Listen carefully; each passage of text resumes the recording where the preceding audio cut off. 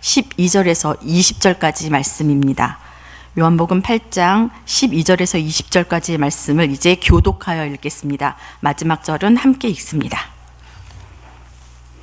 찾으신 줄 알고 12절의 말씀 제가 먼저 읽겠습니다. 예수께서 또 말씀하여 이르시되 나는 세상의 빛이니 나를 따르는 자는 어둠에 다니지 아니하고 생명의 빛을 얻으리라.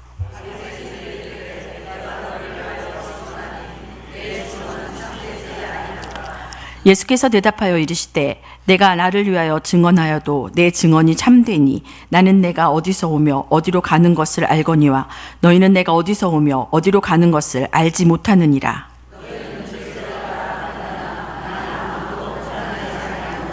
만일 내가 판단하여도 내 판단이 참되니 이는 내가 혼자 있는 것이 아니요 나를 보내신 이가 나와 함께 계심이라. 내가 나를 위하여 증언하는 자가 되고 나를 보내신 아버지도 나를 위하여 증언하시느니라.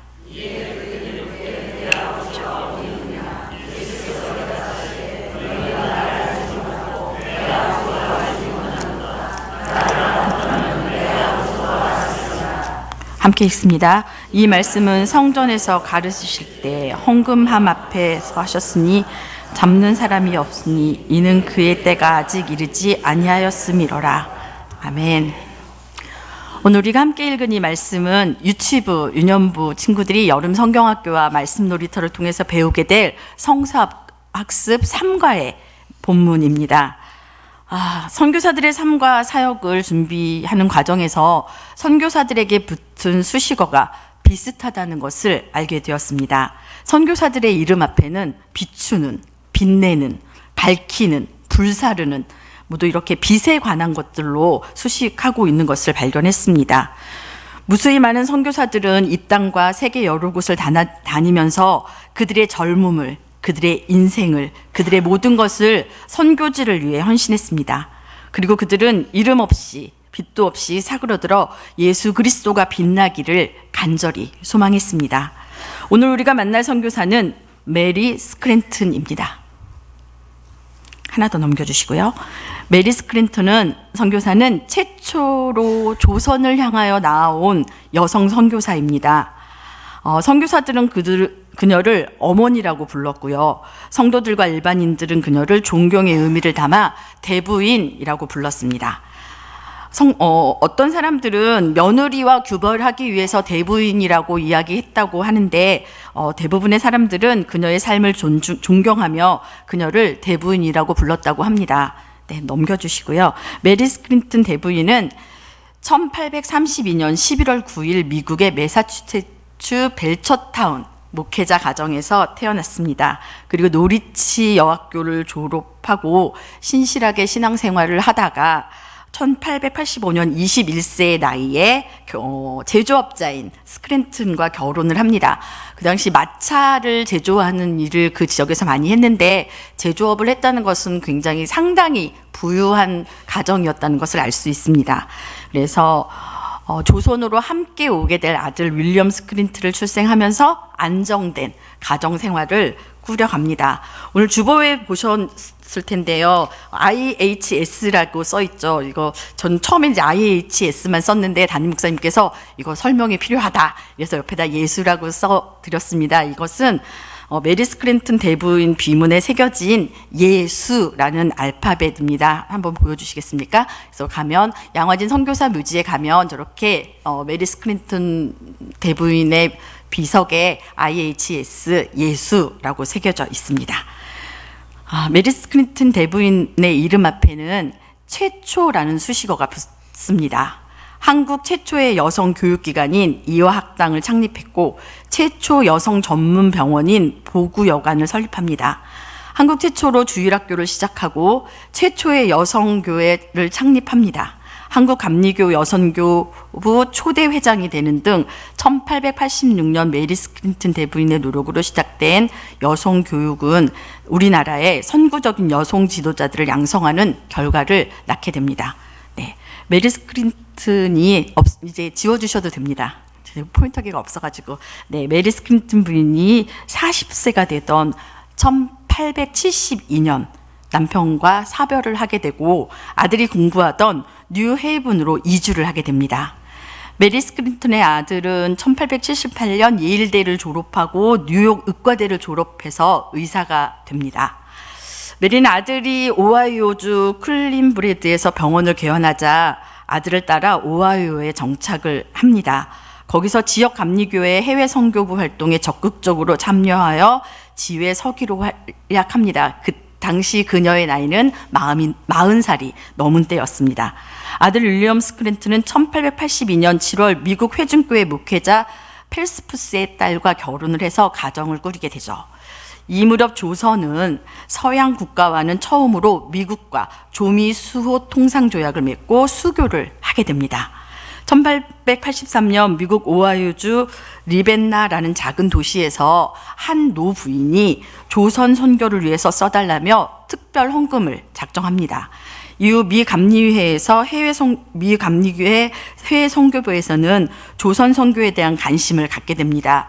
그래서 1883년 8월 조선의 민영익이 전권대사로 임명되어서 미국을 방문하던 중 가우처 목사를 만나게 되고 갓을 쓰고 도포를 입은 조선인을 처음 본 가우처 목사는 조선에 기독교가 있는지를 묻게 됩니다. 가우처 목사는 감리교 해외선교부 와일러 감독에게 조선 선교사를 파송을 권유하면서 자신이 $2,000를 헌금하겠다고 약정합니다. 또한 가우처와 감리교 선교부는 일본 주재 감리교 선교사 맥클레이 목사에게 조선 선교의 가능성 여부를 묻습니다. 맥클레이 목사는 1883년 6월 조선을 방문하여서 김옥균을 통해 고종 황제로부터 학교와 병원을 설립해도 좋다는 제한적인 선교 허락을 받습니다. 이 무렵 1884년 갑신정변에서 중상을 입은 고관 민영익을 알렌이 성공적으로 치료하여서 고종 황제의 어의가 되면서 분위기는 점점 좋아집니다. 한편 일본에서 기독교인이 된 이수정은 성서를 번역하면서 1884년 미국 감리교회 여성 해외 선교사에 조선의 여성 교육의 필요성을 강조하는 편지를 보내게 됩니다. 이로 인해 의료 선교사와 함께 여선교사도 조선에 파견해야 한다는 결정이 내려지게 됩니다. 조선 방문을 마친 맥클레이의 고무적 보고에 따라 미 감리교 선교부는 조선 선교 헌금을 모집하기에 나섰고 그리하여 $5,000가 측정되게 됩니다. 문제는 조선에 파송할 우수하면서도 신앙심이 깊은 의료 선교사와 여선교사도 함께 모집을 찾아야 한다는 것이 문제였습니다. 이를 충족할 수 있는 가문이 하나 있죠. 그렇습니다. 바로 스크린턴 가문이 의사도 있고 여성 선교사의 자질을 갖춘 여성도 있고 그래서 굉장히 적합하다고 생각했었는데 해외 선교사회에서는 중에서 어떤 사람들은 메리 스크린턴을 한국에 적합한 여성 선교사로 생각하지 않았습니다. 혼자의 몸이었고 해외 선교 활동하기에는 좀 나이가 많지 않느냐라는 의견도 있었고 해외 선교를 보낼 때 좀 젊은 여성들을 보내는 것이 좋지 않겠느냐 하는 의견들이 지배적이었습니다. 그러할 때 메리 스크린턴은 자신이 가지고 있는 조선에 대한 사랑과 조선의 계획들을 이야기하면서 적극적으로 선교부를 설득했고 그리하여서 미 감리 해외 선교부에서는 메리 스크린턴 대부인을 여선교사로 그의 아들 윌리엄 스크린턴을 의료 선교사로 파송하기로 결정하게 됩니다. 그런데 선교회의 결정 이후에 스크린턴가의 한국 선교사 파송 계획은 며느리 스크린턴에 의해서 반대에 부딪히게 됩니다. 미국 최고의 명문대학을 졸업한 의사 남편이 풍요롭고 안전된 생활 속에서 존경받으며 지역교회에 봉사하는 것이 오히려 선교에 공헌하는 것이라고 주장하면서 조선으로 가기를 강력하게 거부합니다. 당시 조선은 세계에서 가장 가난한 나라였습니다. 그런 가난한 나라에 어머니 혼자 가는 것도 아니고 남편만 가는 것도 아니고 자신과 딸이 함께 가야 한다는 가는 것을 결정하는 것은 쉬운 결정이 아니었습니다. 선교사 선정이 무산되어 갈 즈음에 의사인 윌리엄 스크린턴과 그의 딸이 병이 중한 병에 걸려서 누워 있게 됩니다. 힘든 시기를 보내면서 메리 스크린튼 대부인은 며느리 스크린튼을 필사적으로 설득하고 조선행을 권유합니다. 드디어 아들 윌리엄 스크린튼과 며느리 스크린튼은 조선에 뼈를 묻겠다는 결단을 내리게 됩니다. 1884년 10월 메리 스크린튼과 윌리엄 스크린튼은 미 감리의 해외 선교부와 해외 여선교회로부터 선교사로 임명을 받게 됩니다. 그해 12월 4일 뉴욕에서 윌리엄 스크린튼은 파울로 감독에게 뉴욕 동부연합회 소속으로 목사 안수를 받게 됩니다. 그리고는 한국 선교 개척자로 임명받게 됩니다. 그때 메리 스크린튼의 나이는 52세였습니다. 놀래주셔야 되는데. 네, 그 당시 52세는 지금 80세를 좀 더 넘는 그런 연령이기 때문에 52세에 결정을 하고 1885년 2월 3일 퍼시픽 메일의 아라비코를 타고 메리 스크린튼 대부인은 아들 가족과 함께 아펜젤러와 함께 미국을 출발하여, 자, 여기서도 조금 놀래주시기 바랍니다. 2월 3일 날 출발해서 2월 27일 요코하마의 카이간 교회에 도착합니다. 24일 동안 뱃속에 있다가 일본에 도착하는 거죠. 한국에 대한 애정이 각별했던 메리 스크린튼 대부인은 일본 요코하마에 있으면서, 카이간 교회 한번 보여주시겠습니까? 네, 이게 일본에서 100년이 넘은 교회이고요. 가장 최초의 교회입니다. 굉장히 의미가 있는 교회이고, 한 번도 어려운 시기에도 한 번도 예배를 쉬지 않은 교회여서 특별한 의미가 있어서 좀 보여드립니다.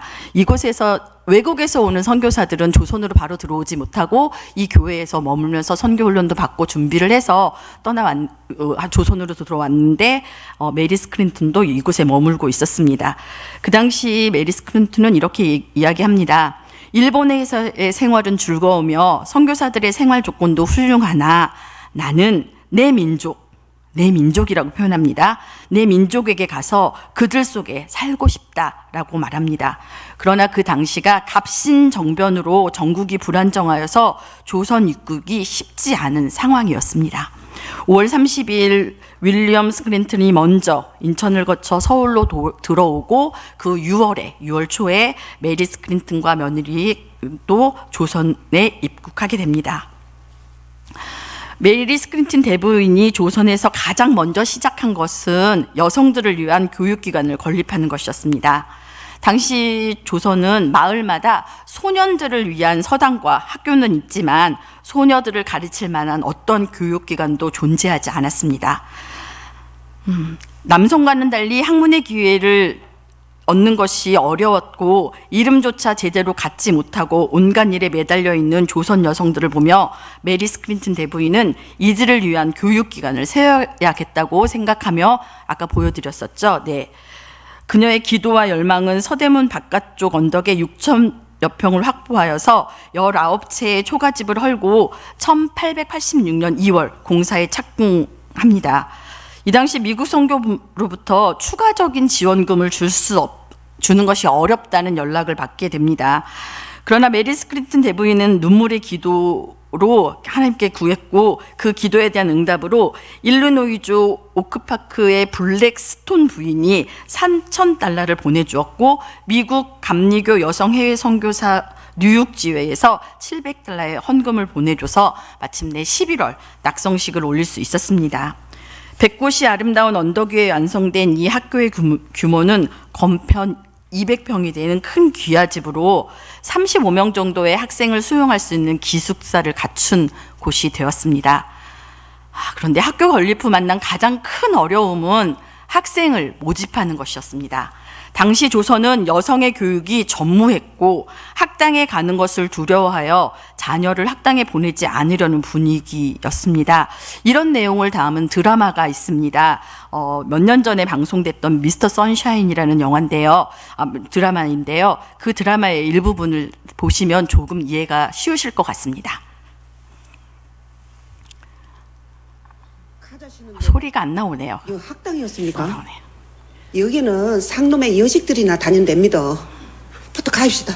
대감만이 마시면 우짤라 그럽니까? 그러니 할아버님께는 입을 다물어야겠지?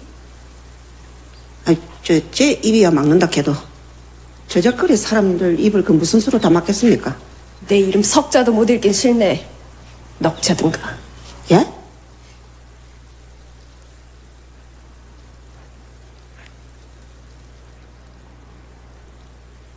이리 오너라! 이리 오너라! 이리 오너라! 이리 오너라!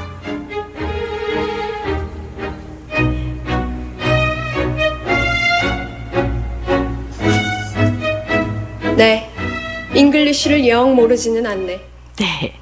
그 당시 사람들은 학당에 자녀를 보내는 것을 용납하지 못하는 분위기였습니다.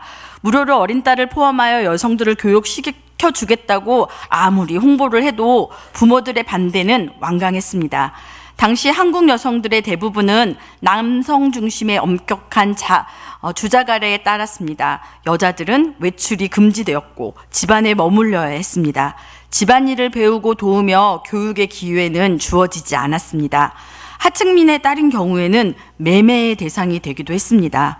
남녀는 7세가 되면 자리에 함께 앉지 못하는 남녀 7세 부동석을 철저히 지키고 있었습니다. 많은 노력 끝에 학당에 온 최초의 학생은 한 관리의 소실, 첩이었습니다. 그는 자신의 첩을 명성황후의 영어 통역관으로 만들어서 한몫 챙기려는 생각을 가지고 그녀를 학당에 보냈습니다. 하지만 애석하게 그녀가 석 달 만에 병으로 죽게 되고 두 번째 학생은 꽃님이라는 이름을 가진 10세 안팎의 소녀가 들어오게 됩니다. 가난한 어머니가 딸을 맡긴다기보다는 버리는 것에 가깝게 딸을 학당에 넣어놓고 갑니다. 그러나 딸을 서양인에게 팔았다는 마을 사람들의 비난으로 인해서 곧다시 찾으러 오죠. 하지만 메리 스크린튼 대부인이 잘 달래고 설득해서 최초의 영구 학생이 될 수 있었다고 합니다. 다음 학생은 1886년 여름 스크린튼 대부인이 서대문 근처에서 발견한 고아 별단이라는 4살쯤 되는 소녀였습니다. 그리고 네 번째로 온 학생은 김점동으로 훗날 우리가 잘 아는 우리나라 최초의 여의사가 된 박에스더였습니다. 박에스더는 다음과 같이 증언합니다. 내가 10살 때 스크린튼 선생님을 만나러 가게 되었다. 매우 추운 날씨여서 부인이 난로 가까이 오라고 했는데 나는 부인이 나를 난로에 집어넣어 버릴 것만 같아 두려웠다. 그러나 부인의 친절하고 아름다운 얼굴이 그런 생각을 떨쳐버리게 하였다. 그 당시 학당에는 나 말고 3명의 여자아이가 있었다. 그때 나는 밥 먹는 일 외에는 아무것도 몰랐고 하나님이 계신다는 사실도 몰랐다. 메리 스크린튼 대부인의 헌신적인 노력으로 학교는 점차 성장하게 됩니다.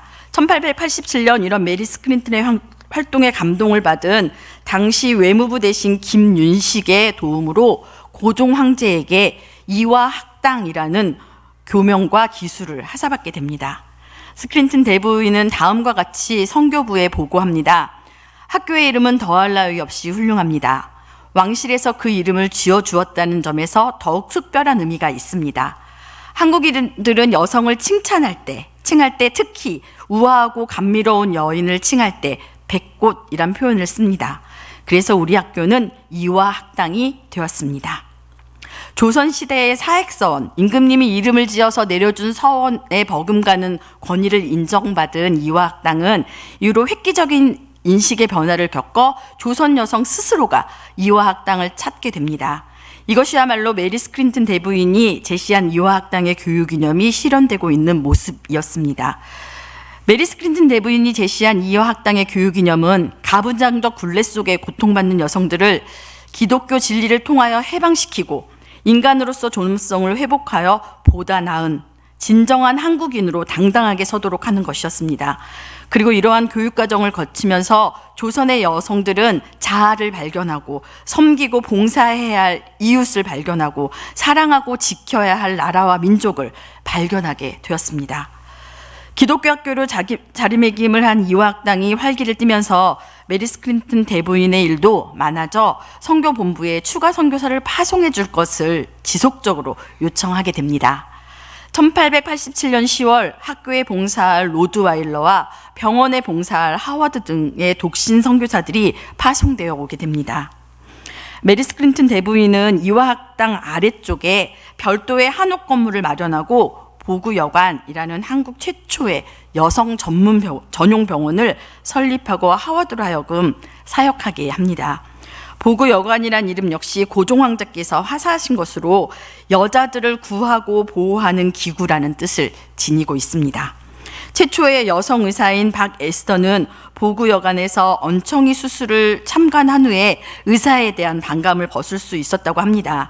그녀는 하나님의 사랑은 마음만 예쁘게 하는 것이 아니라 외적인 면도 아름답게 할 수 있다는 사실에 감격하였고, 의사라는 직업은 그리스도를 생각하지 않고서는 도저히 감당할 수 없는 일이며 의사야말로 하나님의 사랑을 실천하고 민족에 봉사하는 길이라는 확신을 갖게 되었다고 합니다.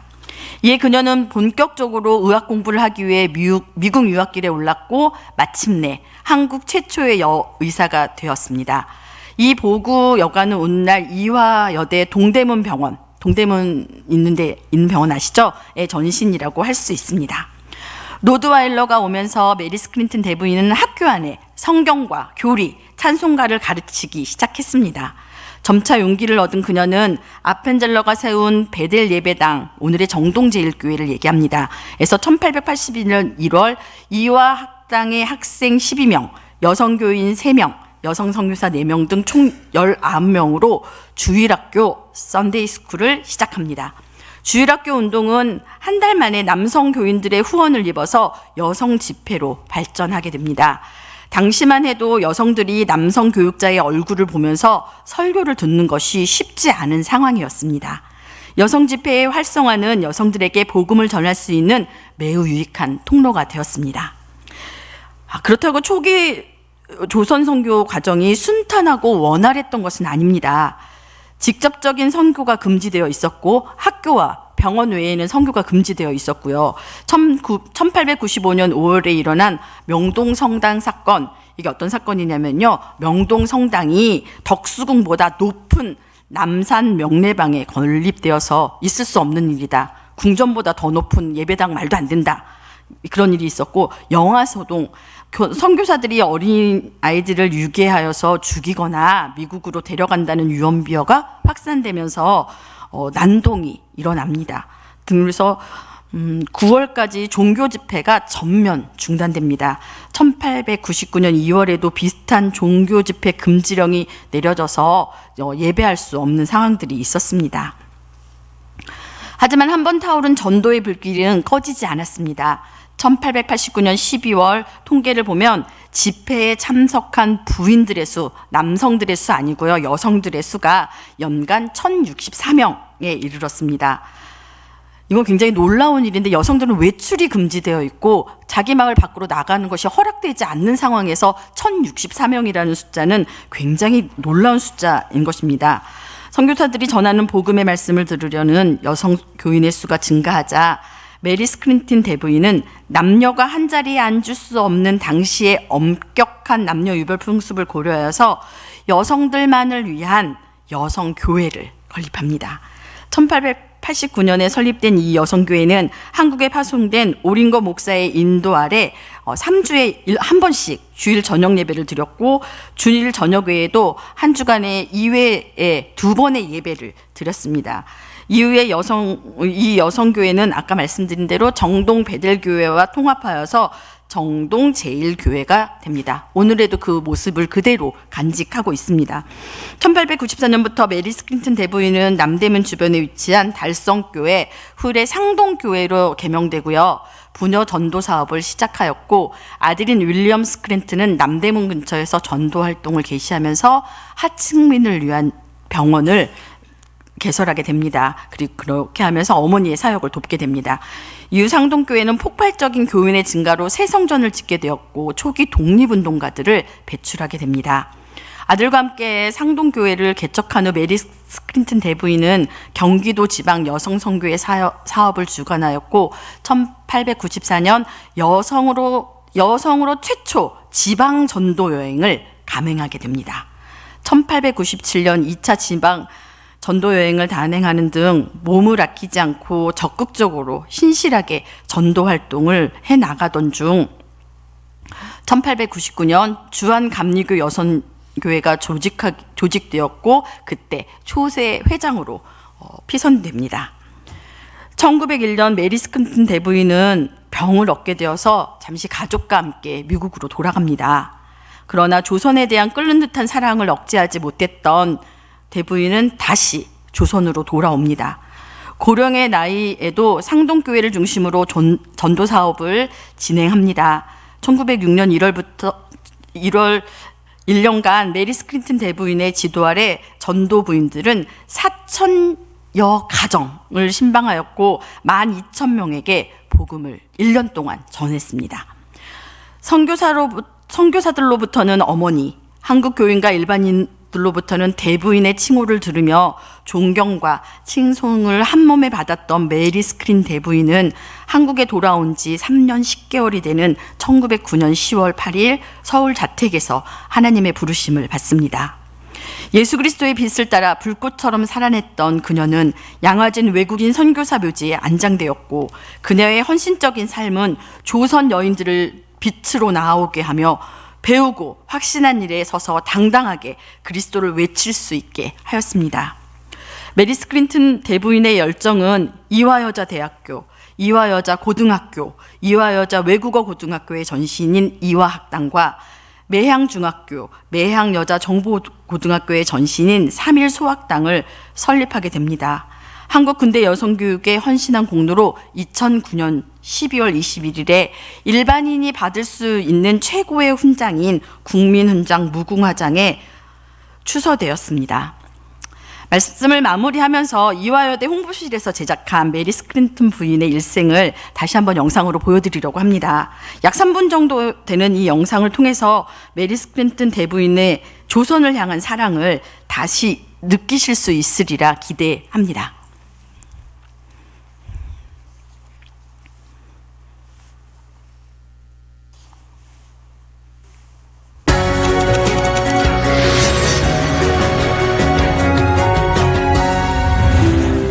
친애하는 이화인 여러분, 잘 지내시나요? 처음 조선에 대해 들었던 날을 기억합니다. 이 작은 헌금이 이름조차 갖지 못한 조선 땅의 소녀와 여인들에게 복음을 전하는 데 쓰이기를 바란다. 그 말을 듣는 순간 가슴이 뜨거워지는 걸 느꼈습니다. 52살이란 나이에 과연 가능할까 두렵기도 했지만 복음을 전하겠다는 믿음 하나로 미지의 세상 조선으로 가야겠다고 결심하게 되었죠. 막상 조선에 와서 보니 모든 게 너무 달랐습니다. 심지어 닭고기와 달걀 맛도 달랐으니까요. 무엇보다 힘든 건 파란 눈의 저를 도깨비라고 무서워해서 조선 여인들을 만날 기회가 없다는 것입니다. 그러나 하나님의 계획하심을 믿기에 포기하지 않았습니다. 드디어 고종께서 우리 학교에 이화학당이라는 교명과 현판을 하사하셨습니다. 학교 주변에 백꽃이 흐드러지게 피어 있어 백꽃 핀 골에 세운 학당이란 뜻이었습니다. 전 그 이름이 너무나 고와서 마음에 들었습니다. 학교를 시작한 후 1년 사이 학생 수가 63명으로 늘었습니다. 교재도 부족한 열악한 환경이었지만 아이들은 새로운 것들을 배울 수 있어 온화한 분위기 속에서 공부하고 있습니다. 대부분의 학생들은 가난하거나 돌아갈 집이 없는 아이들이었기에 이들을 양육하며 가르쳤습니다. 좋은 소식이 하나 더 늘었습니다. 남자 의사에게 진찰받기를 두려워하는 조선의 여성들을 위한 여성 전문 병원이 생겨 얼마나 감사한지 모릅니다. 뿐만 아니라 지방의 여성들에게도 배움의 기회가 주어질 수 있다면 어디든 갈 수 있었습니다. 건강이 좋지 않아 미국에 와서도 저는 언제나 다시 한국으로 돌아가고 싶었습니다.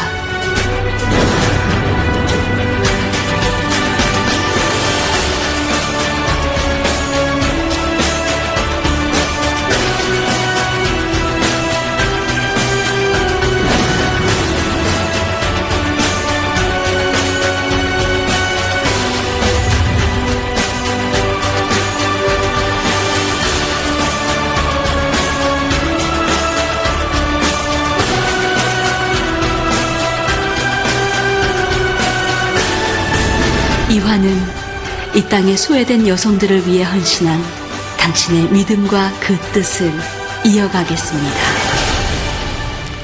양화진 선교사 묘지에 있는 메리 스크린튼 대분의 비문에는 다음과 같은 글이 새겨져 있습니다. 오늘 이 땅의 자유, 사랑, 평화의 여성 교육이 열매 맺었으니 이는 스크린튼 여사가 이와 동산에 씨 뿌렸기 때문이다. 세상에 비치신 예수 그리스도를 따라 살아갔던 이들의 발걸음이 오늘 삶의 현장을 살아내고 있는 우리의 발걸음이 되어야 합니다. 예수 그리스도께서 어제나 오늘이나 동일하시며 선교사의 삶을 살았던 그들에게나 지금을 살고 있는 우리에게나 동일하게 생명의 빛이 되어주시기 때문입니다. 시대마다 하나님의 부르심의 방법은 다르겠으나 우리를 사용하셔서 예수 그리스도의 빛을 보여주며 세상을 밝히고 어두움 가운데 신음하는 이들을 구원하기 원하시는 하나님의 마음은 동일합니다. 오늘도 예수 그리스도의 빛을 세상을 향해 마음껏 비추어 어둠을 몰아내고 예수 그리스도의 생명으로 나오는 이들이 많아지는 일에 우리가 기꺼이 쓰임받겠다고 결단하며 일어서는 저와 여러분의 삶이 되기를 소망합니다. 함께 기도하시겠습니다. 하나님 감사합니다. 우리를 부르셔서 주의 빛이 되게 하시고 빛이 어두움을 몰아내는 것 같이 우리를 통하여서 어두움을 몰아내게 하시며 예수 그리스도를 보이게 하시니 감사드립니다. 하나님, 우리가 말씀 안에 결단하게 하시고 생명의 빛이신 예수님으로 인하여 두려워하지 않게 하시며 하나님께서 우리에게 주시는 말씀을 세상에 외치며 보여주는 자들로 살아가게 하여 주시길 원합니다. 하나님, 우리가 이제 이 결단 가지고 세상으로 나아갈 때 주님 주실 은혜를 사모하게 하시며 더 힘차게 하셔서 하나님의 일이 왕성해지게 하여 주시옵소서. 언제나 우리의 소망이 되시고 빛이 되시는 예수님의 이름으로 기도드립니다. 아멘.